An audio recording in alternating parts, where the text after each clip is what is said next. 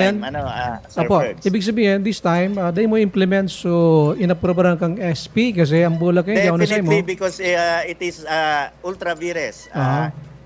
For me and for the rest of the PDRRMC members, we have reviewed their ordinance and mababasa nyo tabi ang conflicting position kang Sangguniang Panlalawigan, Sir Ferds. Please read Resolution number 1125-2025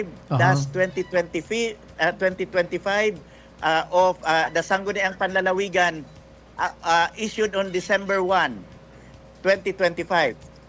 Duman po sa resolution number 1125, Sinda po mismo ang nag-amend, nag-supplement kang AIP and ang sinurat po ninda duman ay food and purchase of non-food items to be distributed. And then on the same day, December 1, 2025, resolution number 1126, the same Sangguniang Panlalawigan ang nag-issue ning sa indang resolution na ma-ordinance na ipanartag ding cash. Anong nangyari tabi sa satuyang Sangguniang Panlalawigan? Magkasunod na resolution 1125 and 1126. The same date, December 1, 2025. Naribong sinda na ang inapprove tabi ninda is non-cash. Meaning food and non-food items to be purchased. Klaro tabi sa saindang inaprubahan. The same resolution tabi yan. Ko yan. naman sa ibang mga miyembro mismo ninda, nagkakagaw nga ning payo na sabi ninda, magkasunod pala ini na ay naprobahan ni papano ini. And nag-certify na din po ang Local Finance Committee unanimously stating na ining ordinansa kang Sangguniang Panlalawigan da ining cash back up because they did not approve the budget for the issuance of cash. Kaya po, maski gustuhon ta, ako dahil man ga kontra na cash assistance. Pareho kang nangyari sa Bagamanok po. Bako man nabawal yon kung ang ginibo kang Bagamanok sa saindang AIP ay inilagay ninda na cash ang distribution kang sa indang QRF and then inapprove kang sa indang Sangguniang Bayan and then pinirmahan man kang mayor. Ito po, bako po ang bawal yon. Kasi nagsunod sa proseso.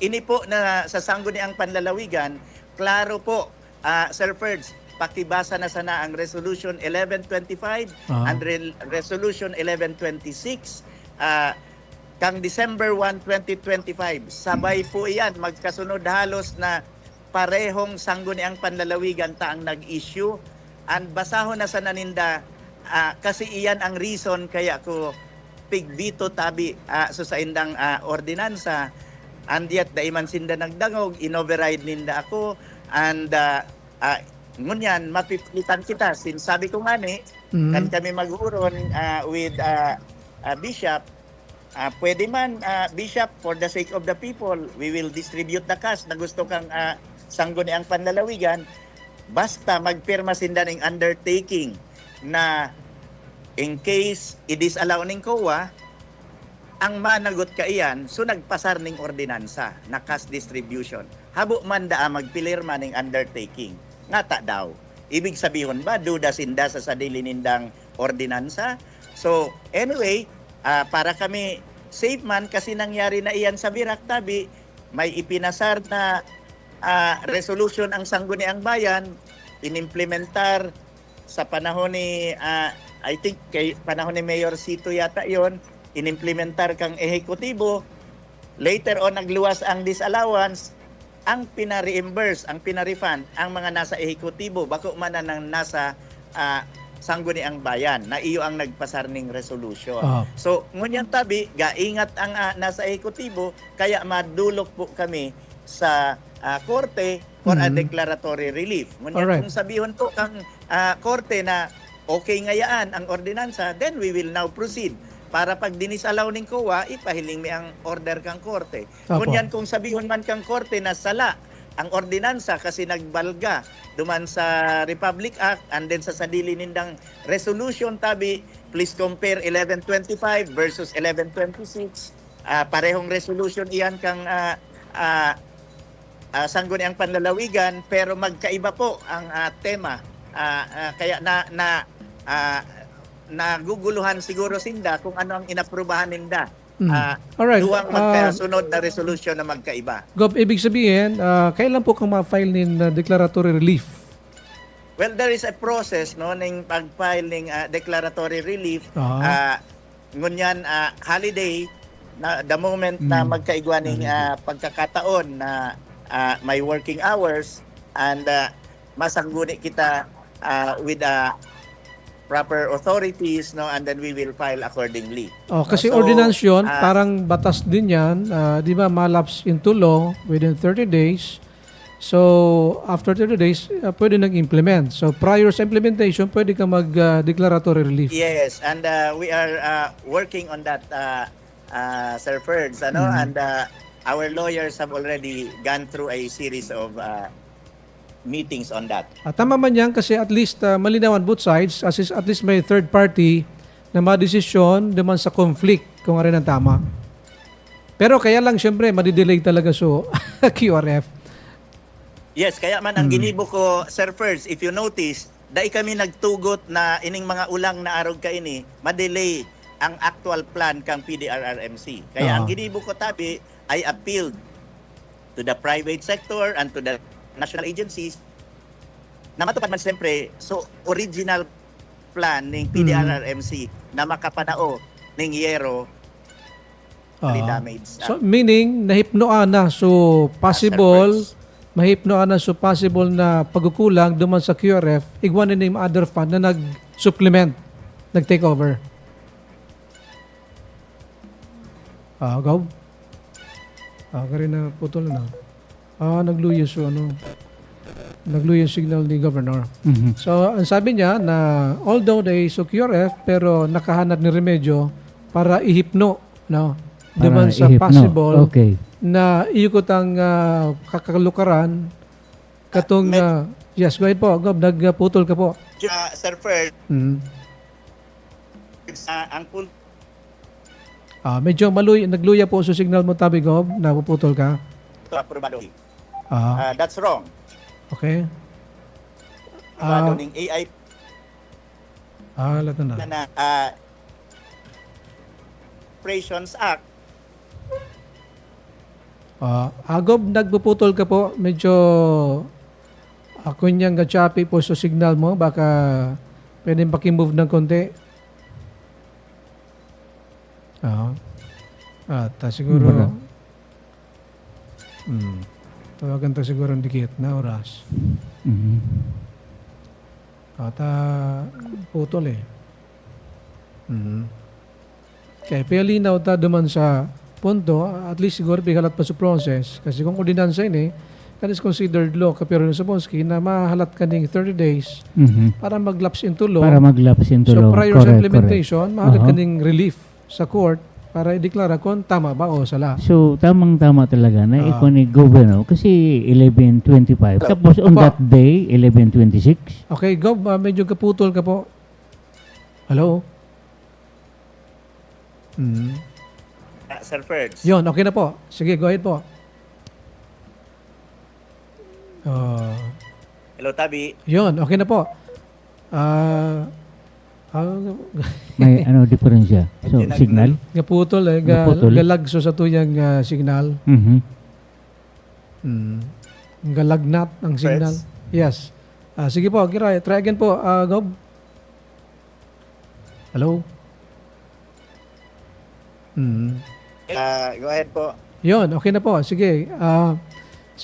Meaning, ang buot mong sabihin na at least so halaga kang possible na itatao, so nakahanap kami ng remedyo para mahipno, may augment or may hipno naman sa possible na tataunan.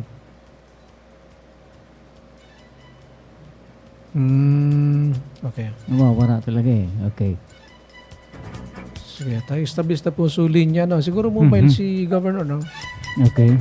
Baka moving siya, mobile. Baka, iyo. Yes, go ahead po. Yes, Senator. Yes, Sir Ferds. Yan, okay na po. Go ahead, dami, Giraray. Talagang hard life so signal. Iyo, talagang day. Mobile siguro si Governor eh. Okay. Sige. Pwede ko tayo sa cellphone, ano? So, ano na lang. Malo yung signal. Okay, anyway, mga kaperiyodo, habang pihalata po na mag-stable yung linya.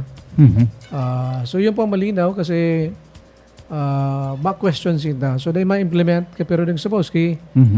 Pero, mahagad nin piga po niya ito ng kalinawan. Kalinawan, yes. Tayo magaling araw kayo na, halimbawa, so batas ngayon, na pa na-implement, ang possible remedy mo dyan, any law or measures Within 30 days. na halimbawa dahil pa man na-implement, kung na-implement na dahil kan mga question. I see, okay. Pwede mo nga injunction. Pero this time, tayo pa nasa implementation phase. So, pwede pang i-declaratory relief para relief, okay. mahagad siya ng relief Mhm. para linawon kung tama ba o sala. Yung parang okay. constitutionality. Usually, ang response ng agency concerned, within 15 days ba yan, December? Or a matter of days?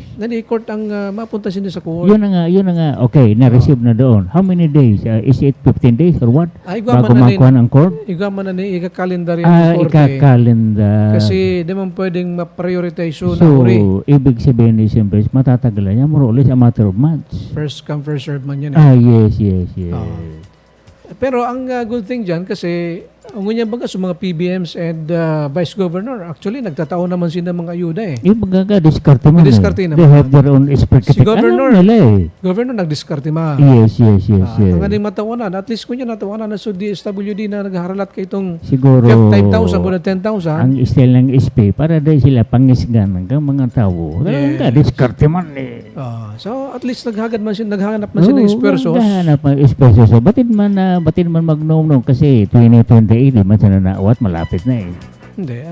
Muna sa roman sa indang mga obligasyones. Yung nga na pero kaya nga na, di ba? Kaya nga na 11:25, 11:26 on the same day, nakabulabog buga. Kaya pigrimedyohan na other private persons, buda national agency. Doon man na nag-disponer si Governor Asansa. Yan ang good move. Anyway, kanya-kanyang remedyo. Ang maging nga na dyan sige, alkansiyang tahan na sa ng QRF na yan sa 2026 na implement. 2026 na yan. Total, natawa na naman. Quick relief na eh. Bako na quick relief. So mga kunyang baga, natawa na ng kapirado sa Boski. So siguro, pwede man ini na i-deferred na lang in favor of 2026. Di iba sabay naman sa beginning Basta balance. isabay sa bahala na anyway, basta maayos kang executive and legislative bodies para magkaiba na yung win-win solution, di ba? Isang birds. Tilingon ta kung maguyan ang signal ni Governor. Okay. Go. Hello? No. Yun. Okay na? Yes, sir. Ang medyo naputol kan dikit.